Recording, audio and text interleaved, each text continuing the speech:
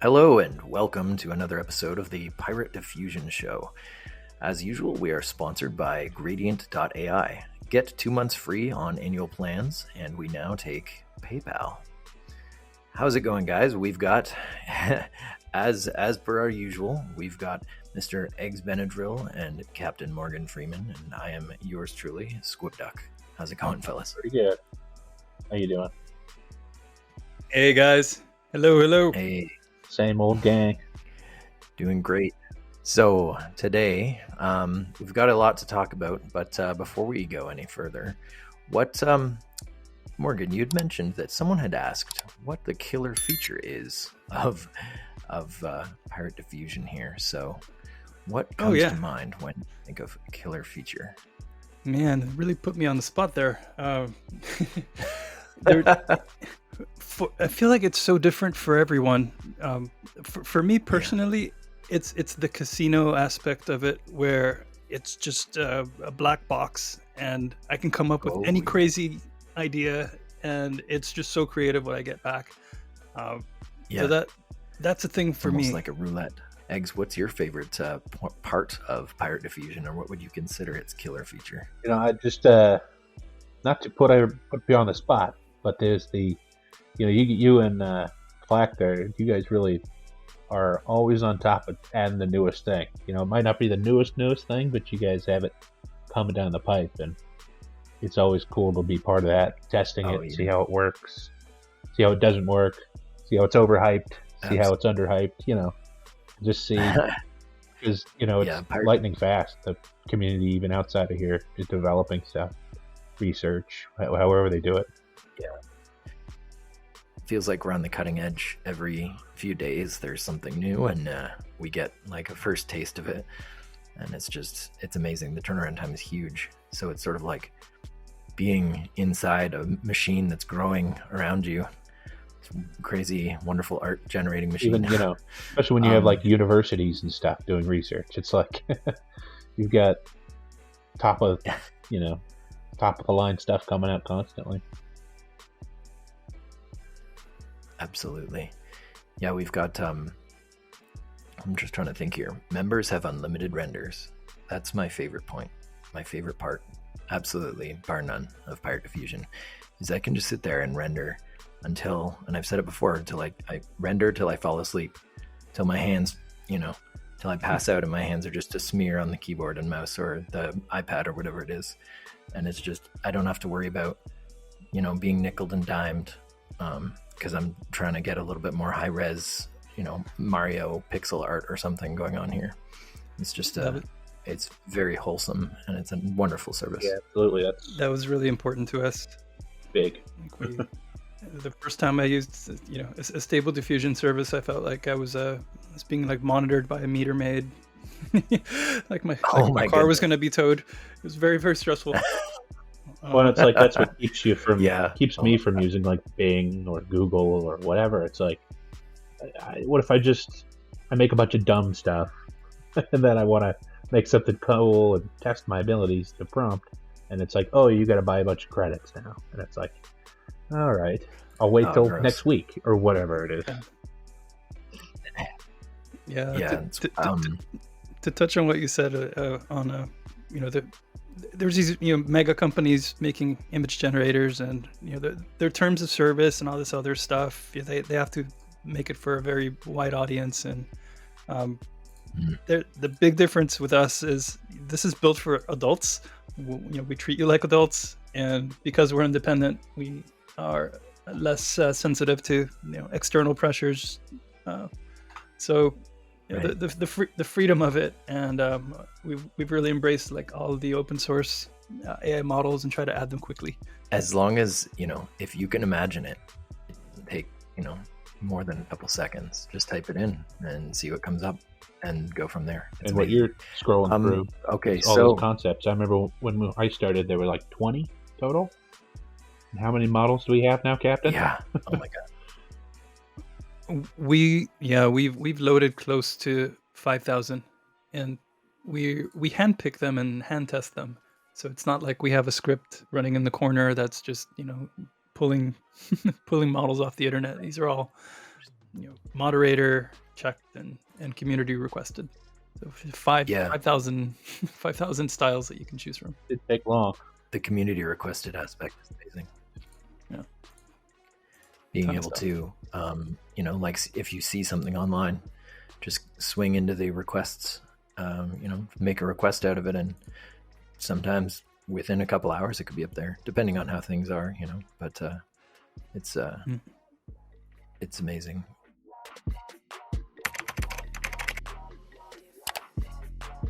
Speaking of amazing, the contests channel on Pirate Diffusion. Let's talk about that for a minute. We had a contest running that's it's actually it has literally just wrapped, or is that wrapping tomorrow? It is wrapping. Yeah, the theme this month was Only in Dreams, and we're about to choose the winner, and a new challenge is starting March 5th, I believe. March 5th or some. These are cool. These are really neat. Yeah, I love going through these. So check it out. Challenges. The open-ended challenges are real fun. You can really get all sorts of stuff. Oh yeah. Tiny guy. Absolutely. Yeah. Yeah, just there's something kind of magical about just leaving it a little more ambiguous, right? Or like some esoteric topic, like, something that isn't quite material. I love that. Very interpretive. If you've got an idea for a challenge, just really drop it in the challenge room chat. We're always looking for new stuff. That is the contest channel, and you can find that right on the Telegram Pirate Diffusion network. And when you go into the channel, you'll see the current contest that is active at the time. It'll probably be at the top with the most recent stuff going on there. And there's a practice workshop where you can just mess around and come up with your own new creations as you go. There's the Hall of Fame for the winners. It's all there, and definitely check it out because there's cash money prizes. And if you have some crazy ideas, you've got some killer inspo going on, definitely slam those in there as the contests roll through. And didn't we have shower curtains as a prize? Is that still a thing? Yeah, we had a gag prize. You get a Pirate Diffusion shower curtain. Gag prize? That sounds like top of the line. Yeah, it was cute. But we're doing cash prizes, Steam gift cards, or PayPal this month. Sweet, amazing, yo! I think we could all use a little bit of that. That sounds great.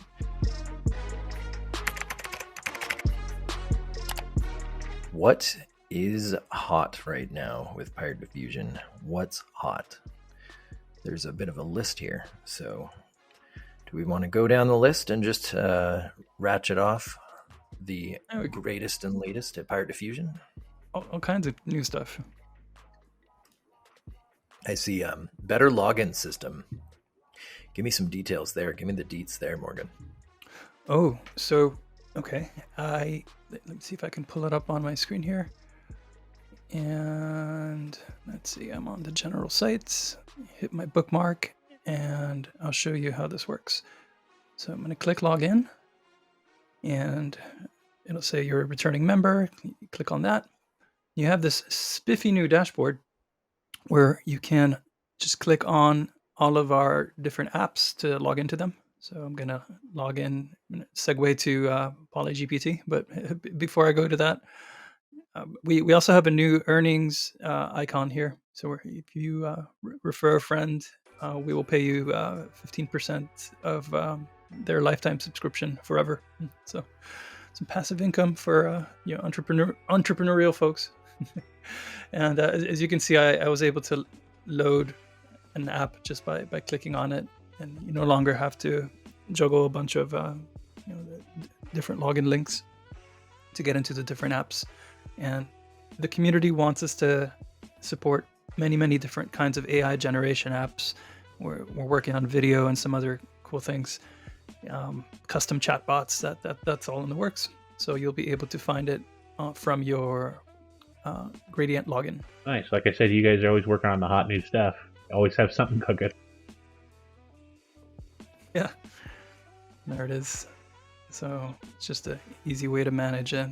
Here you can find the challenges channel that Nice. that Squidbug just mentioned right from there.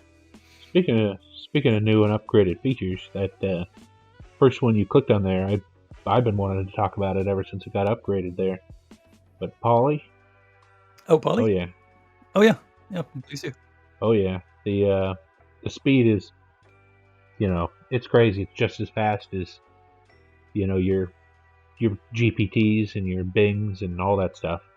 You want to render from Polly or some keywords or some prompts or just some jokes, you get that in a second now.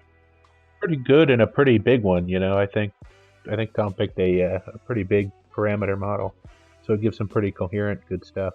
I've got a good example here. So I was using a prompt with, let's see if I've got it, with ChatGPT for a long time, and it would give me a Stable Diffusion XL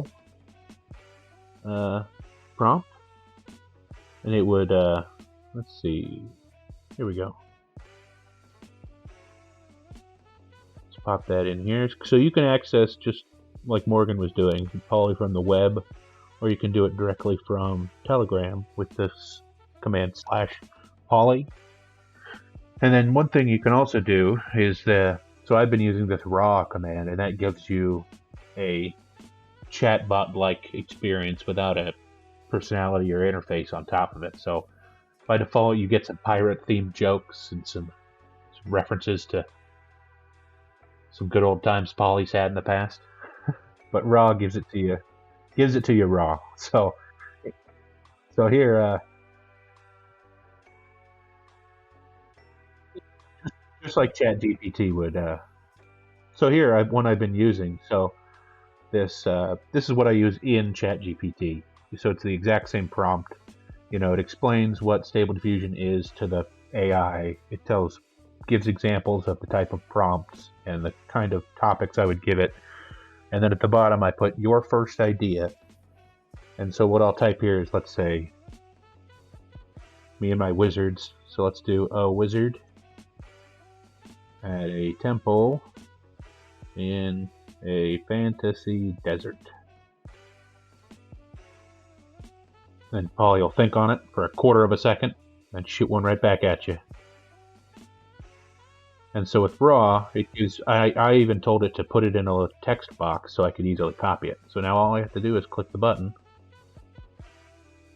And then let's see here. Oh no, I lost my, oh, here we go. To my clipboard, I think.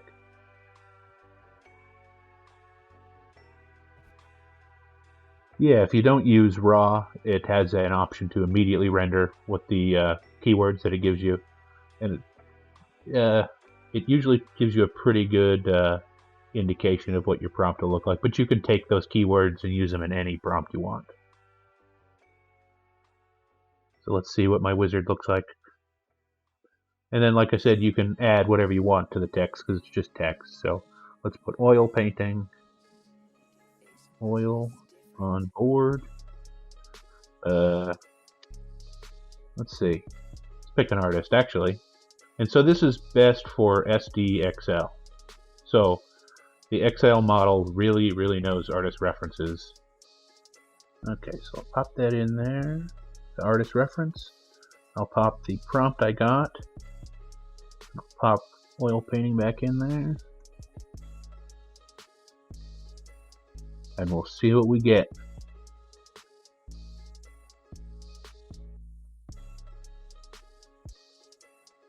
I've been messing with Dream Shaper more. It's a pretty good all-around generalist model I'm finding.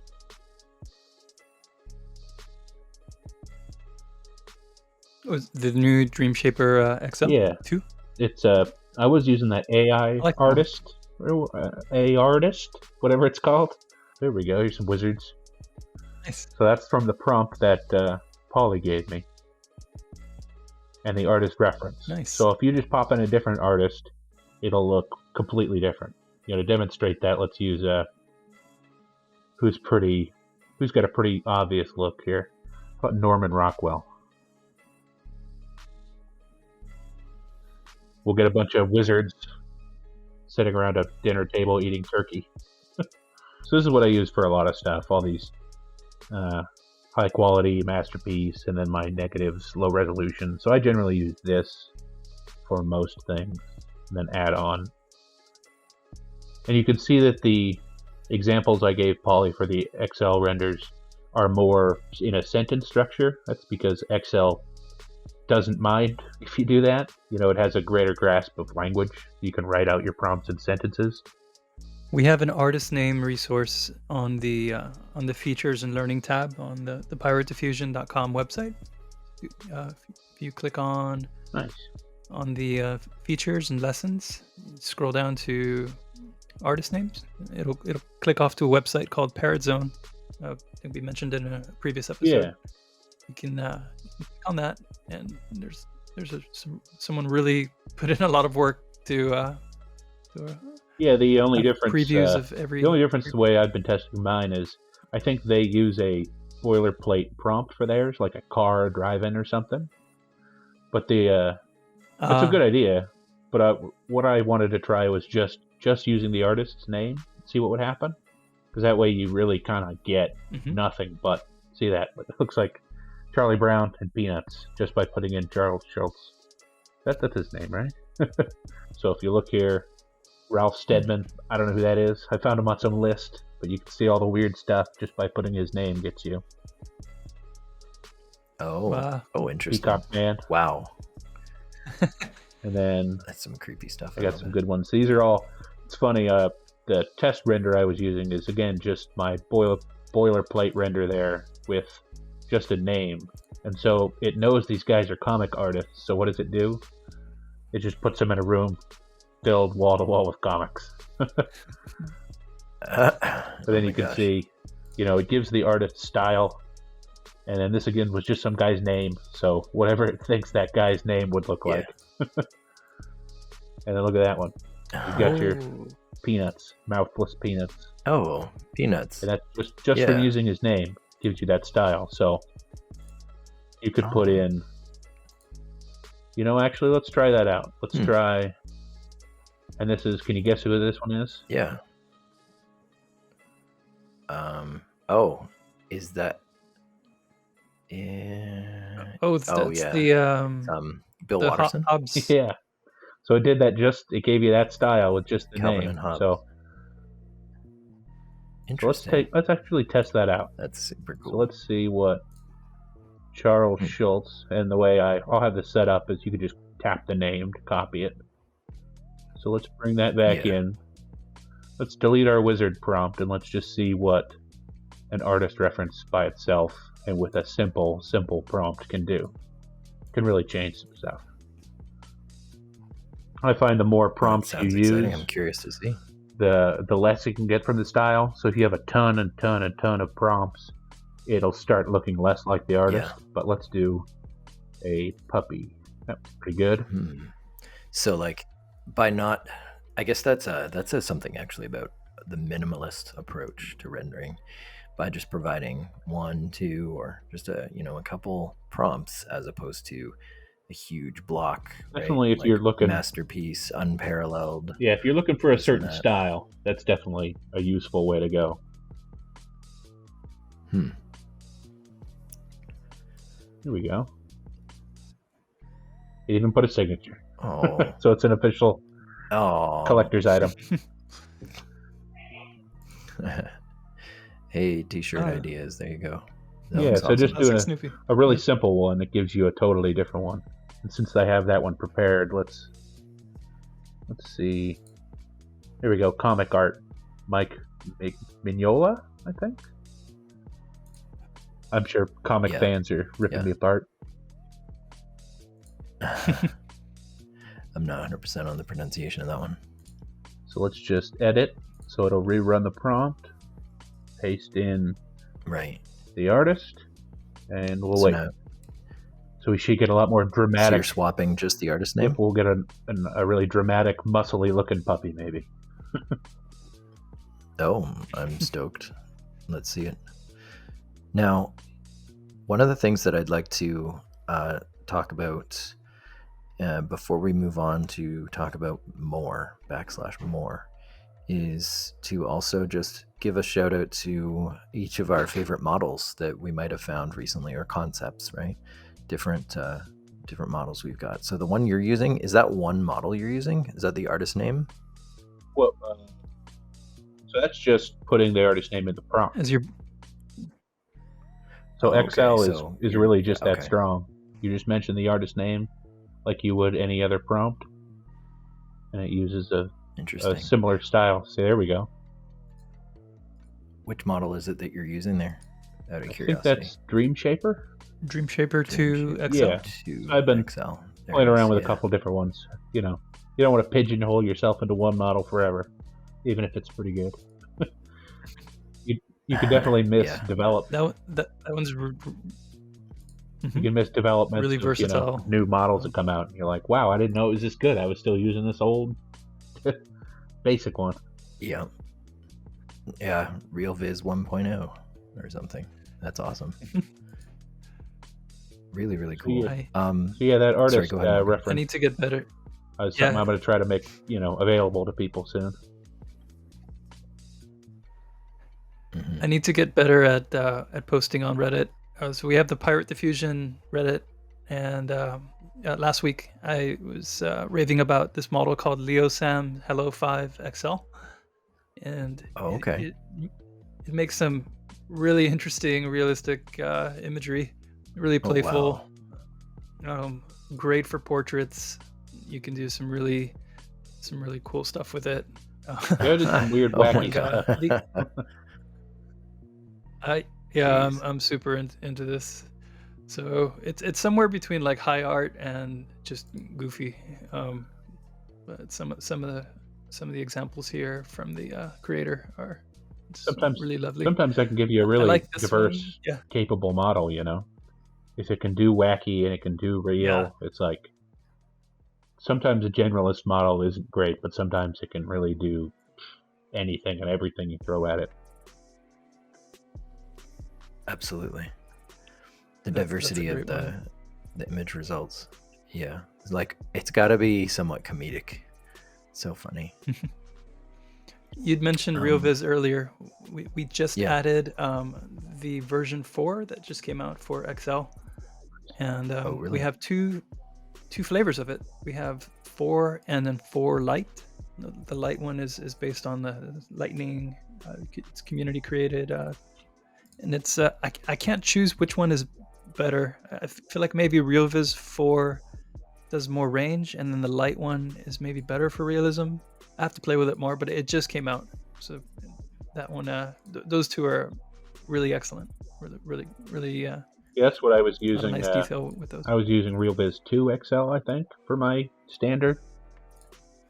But it does have a wide, I was using it for all my oil paintings and stuff, so it really has a good wide range. And that's what you want for a model like that, I think. Oh, wow. Yeah. Those are really impressive and stylized. One of the ones that I fell in love with after you showed me at Eggs was the PixelWorld XL. It's a little bit hit or miss when I find when trying to convert existing pictures into it, but we've had some pretty decent successes, like converting the Darth Vader into pixel art. There's just just a riot when you start using more, but bending the styles in different ways. Yeah, and Some pretty fun that stuff you model can do. out of the box makes pixel art just fantastic. I was telling you, I think, since it already knows who Mario is or whatever, it instantly can make you a pixel art of Mario or whoever. I'm just still making puppies. Right.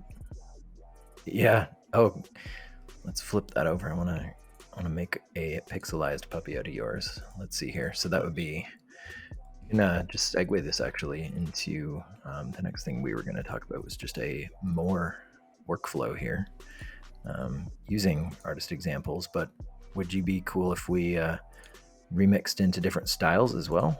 Sorry, different concepts. Yeah, actually, I was gonna. Got So what do we got? there was More? something I had prepared about. I love my Oh yeah. oil By all paintings. means. So there was something I was trying recently. So Remix and More are not too dissimilar from each other.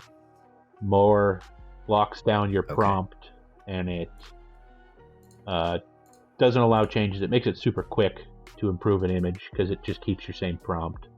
But with Remix, it allows you to Right. make edits and change all sorts of things. If you really want to get into the fine details of settings and prompts and all sorts of changes. Oh man, I can't find my examples. I probably spammed them right out of there. Here we go. That's so funny. While waiting, I got like the pixelized version of your dog. It's so good. Me. I love it. Oh, nice. Just using more. Yeah, there we go. That worked pretty well. Oh yeah. So that's similar Right. to. So you were gonna do. That's kind of similar to what I was talking about. So recently I've been using 1.5 Stable Diffusion 1.5 models to get a base image, just to because there's so many models for it and they render so quickly, you can get a sort of a base image. So I think my prompt was just a bandit on a hill, blackened shadowy face, marauder. So it gave him a weird cat guy and some pointy Loki ears. That's awesome. So what I took with that was I Yeah. took some of my oil painting prompts essentially, and I break it out here with line breaks because I can't see through all the noise. So I eat up my tokens with spaces and line breaks. So I put in a bunch of. So I will with the blend artist in. I do that too. references, you can also blend them. So you could have Charles Schultz make a Peanuts cartoon and mix it with some guy who does comic horror art or whatever it is, some anime artist or whatever, and see what it gives you. So I have 4 of them that I use all the time, and I use the same prompt, and I put in an Excel model, and I just used Remix, but I changed everything to Excel, and let's see what it gave me.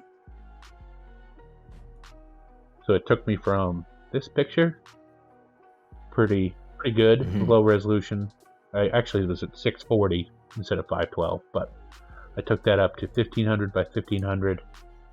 You can definitely see it's Wow. got the same bones, but you can see all the painting Whoa. detail and stuff, and all the little things it did to his weird That's spear. incredible. And you can do that just with pretty much any image. You can take a picture off the internet. You can do whatever you want with Remix. Here's another one I did.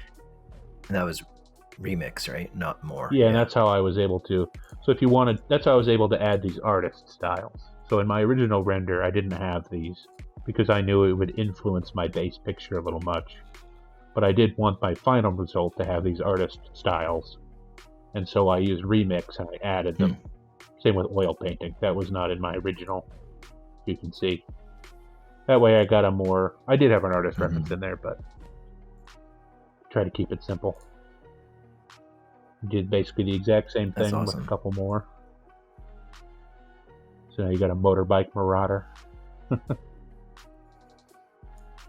That's so cool. I want to make it pixel art. Love that. Remix. The power of Remix. That's so good. Oh, that's cool. It's the homepage pixelated. That's cool. Oh yeah. Yeah, the cyberpunk Nice. cyberpunk lady. Yeah, so like the before and then after, there you go. And if you go too far, I guess it turns into an NFT or Got something. Some guy I you don't see know. in your dreams, your nightmares. Oh my gosh. Yeah. And what I was doing there, so the difference between like this result, for example, right? So just this is probably a much more dramatic way of illustrating how Remix can be throttled with the strength parameter. So \strength, this is the source image, and this is with 60%, so 0.6% strength when remixing. That's very different. But if you dial it back, here's just with 30%. So it retains a little more of the image. Yeah, you can sort of view it yeah, as it's amazing. 60% or 30% of the image is allowed to change.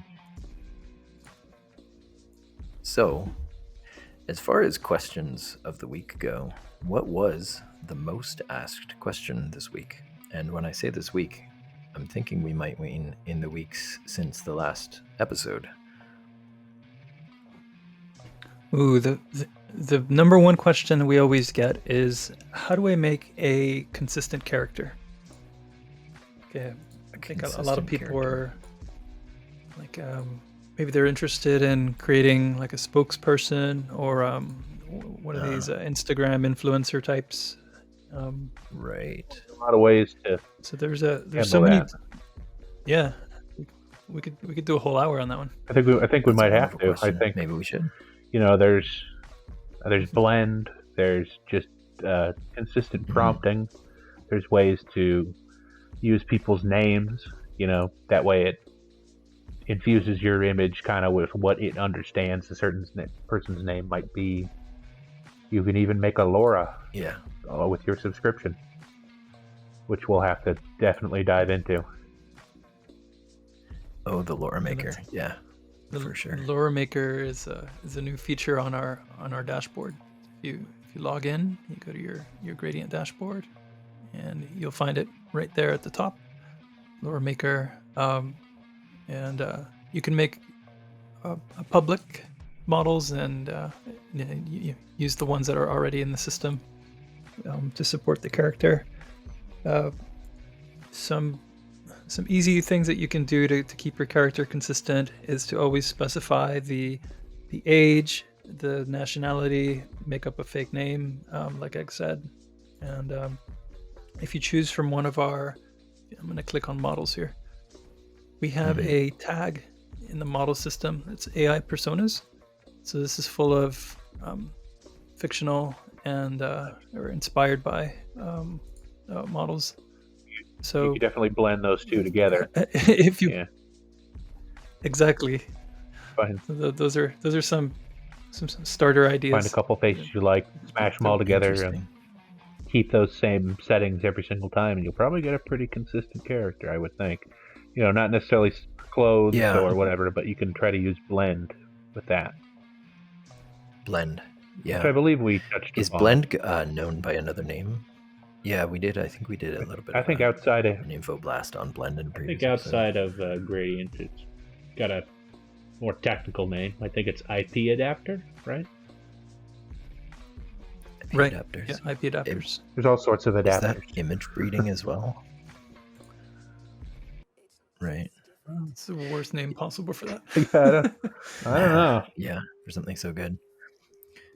So overall, one of the tricks I've found for getting consistent images with my results, it actually came upon as a bit of a curse, in which I would fine-tune a prompt and I would just keep adding to it, tweaking, increasing certain things, right? The weights of certain things, decreasing the others, until I noticed that my results were super similar. And I would do like images 9, right? Like I'd render 9 images.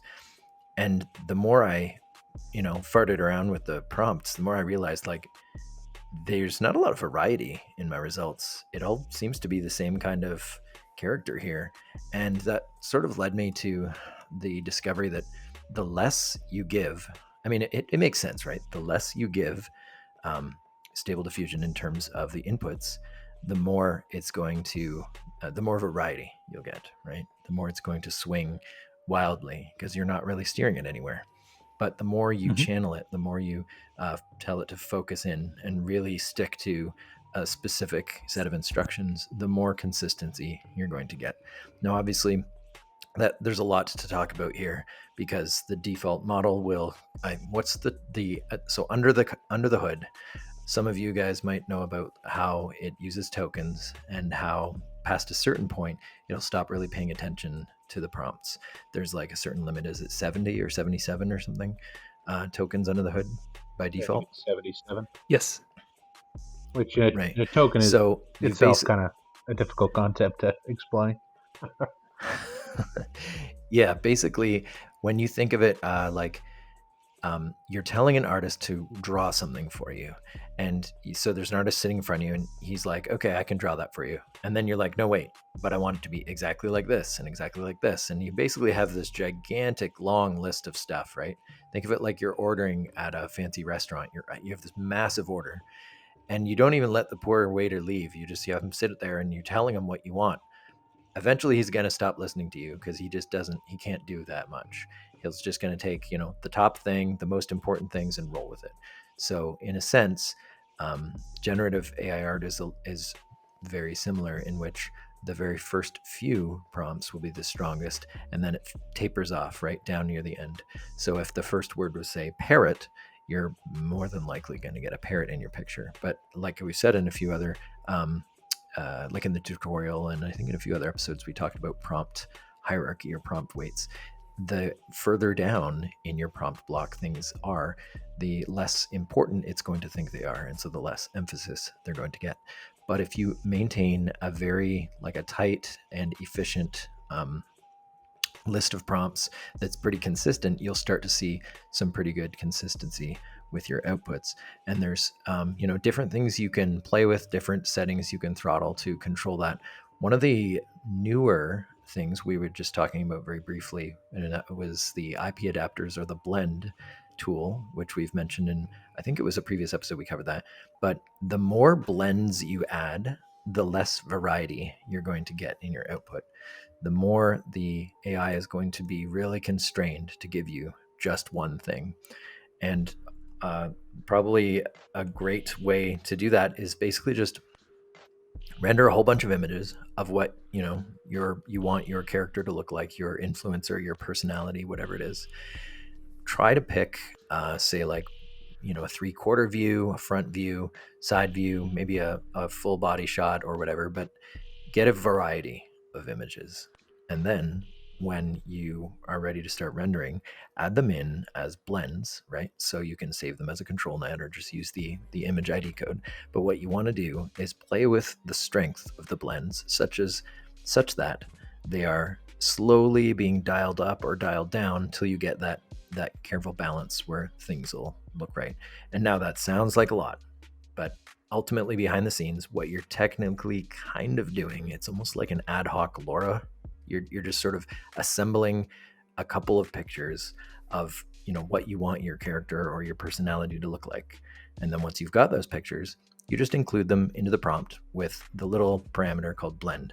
And that will basically tell the system, like, hey, by the way, you can be creative all you want, but just make sure at least 30% of the image kind of looks like these source pictures. And that's a pretty decent way, I've found, of stumbling upon unoriginal, and when I say unoriginal, I mean low variety results, and you can get pretty good consistency out of that. Yeah, I think first thing I tested ever with was, Fallout vault suit, the blue and yellow suit from Fallout. I got a couple pictures of cosplayers and stuff in their suits of different angles and varieties, and with dialing down the weights a little bit, you definitely got characters every single time wearing a jumpsuit that was mostly blue with yellow trim and then a waistland. So there's a lot of stuff you can do with that. So that's probably a good idea and good advice to get a consistent character, if that's what you're looking for.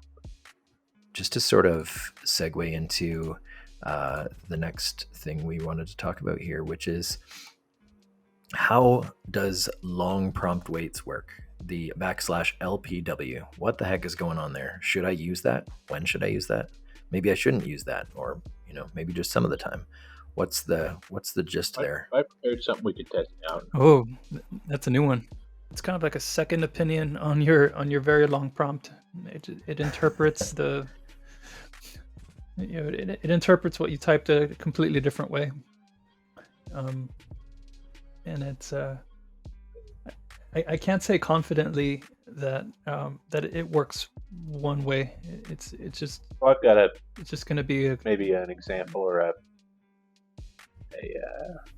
way to explain it, or at least, so those tokens we talked about earlier, how a waiter might forget, you give him 1,000 things, he's going to forget the last 700 of them. So this way you can kind of... So I actually pulled up a prompt from Poly, and the prompt I gave it for Excel prompts is usually pretty long, what it spits out. So a good way to test that. So let's say if we look here, it gave me this a wizard going through a marketplace with mystical air about him, yada, yada, yada. So at some point, this will get cut off. I would say it's probably around here where it says intricate patterns, sparkles like magic dust. Everything past this would probably normally get cut off. I would say I can just gauge that just by looking, And then, so what we could do is we could render this whole thing and see where our details start dropping off. Then we can add long prompt weights to it and see them get picked back up. Like the bubbling cauldrons probably won't be in there, but once we add LPW, it probably will. And a good way to test that, I would say, is you've got your really long prompt, you think it's cutting stuff off, put in LPW, and I would say at the very end, put in something like, he has red hair. And you'll know immediately if that got cut off or not, especially if it's the very last thing in your prompt. Or blue dog. Or something super obvious that would be, you could tell instantly if your prompt was picked up. So let's see if I can actually see if this works, rendering on the fly. Normally I would say at the end of this prompt that Polly made, it says glowing crystals, floating books, cauldrons. I would expect a lot of that to be missing. So this is without it. Again, it's a Poly prompt, so it's pretty good. It's nice. So I don't see any cauldrons, and I don't see any crystals, and I don't see half the stuff that's at the end of that. And that's because our prompt got cut off. Right. So let's just try... Right, the waiter forgot about what you said. Yeah. You gave him too many food items. So now we're going to add a whole team of waiters. He's like... Try to remember. Come on, man. I can't remember this. My notepad is only this long. I can't remember cauldrons. Goodness. My memory will go up if, my tip does. So let's just try that. Oh my gosh, that's exactly what he said. Yeah, maybe my memory will improve a little bit with some incentive.